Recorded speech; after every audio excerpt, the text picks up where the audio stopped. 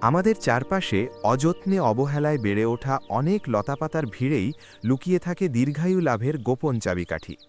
তেমনই একটি অলৌকিক ঔষধি উদ্ভিদ হল শ্বেত পুনর্নবা। পুনর্নবা শব্দের অর্থই হল যা শরীরকে নতুনভাবে গড়ে তোলে বা পুনরুজ্জীবিত করে। গ্রামীণ জনপদে একে অনেকে শ্বেত পূর্ণিমা শাকও বলে থাকেন। আধুনিক বিজ্ঞানের দামি ওষুধের চেয়েও এর কার্যকারিতা কোনো অংশে কম নয়। এই শাকের রয়েছে কিছু জাদুকরী উপকারিতা। ১. কিডনির পরম বন্ধু। পুনর্নবা শাকের সবচেয়ে বড় গুণ হল এটি প্রাকৃতিক ডাইইউরেটিক হিসাবে কাজ করে। এটি প্রস্রাবের পরিমাণ বাড়িয়ে কিডনিতে জমে থাকা টক্সিন বা বিষাক্ত পদার্থ বের করে দেয় এবং কিডনি ফেলিয়ারের ঝুঁকি কমায়। লিভার ও জন্ডিস।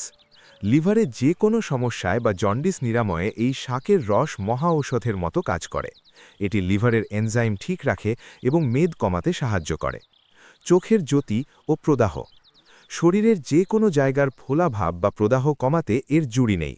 এমনকি চোখের দৃষ্টিশক্তি বাড়াতেও আয়ুর্বেদে এর বিশেষ ব্যবহার রয়েছে। রক্ত স্বল্পতা ও অ্যালার্জি। নিয়মিত এই শাক রান্না করে খেলে শরীরের রক্ত স্বল্পতা দূর হয় এবং ত্বকের অ্যালার্জিজনিত সমস্যা থেকে মুক্তি পাওয়া যায়।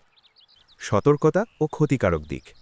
উপকারী হলেও পুনর্নবা খাওয়ার ক্ষেত্রে কিছু বিশেষ সতর্কতা জরুরি। ১. অতিরিক্ত পরিমাণে এই শাক খেলে রক্তচাপ কমে যেতে পারে। ২. গর্ভবতী মায়েদের এবং স্তন্যদানকারী নারীদের চিকিৎসকের পরামর্শ ছাড়া এই শাক খাওয়া একদম নিষেধ। ৩. ১২ বছরের কম বয়সী শিশুদের এটি না খাওয়ানোই ভালো। ৪. যেহেতু এটি প্রস্রাবের বেগ বাড়ায়, তাই যাদের হার্টের সমস্যা বা পটাশিয়ামের ভারসাম্যহীনতা আছে তারা সতর্ক থাকুন। প্রকৃতির দান এই শ্বেত পুনর্নবাকে অবহেলা না করে সঠিক নিয়মে ব্যবহার করুন। সুস্থ থাকুন প্রাকৃতিক উপায়ে। ভিডিওটি ভালো লাগলে লাইক দিন এবং প্রিয়জনকে সচেতন করতে শেয়ার করুন। ধন্যবাদ।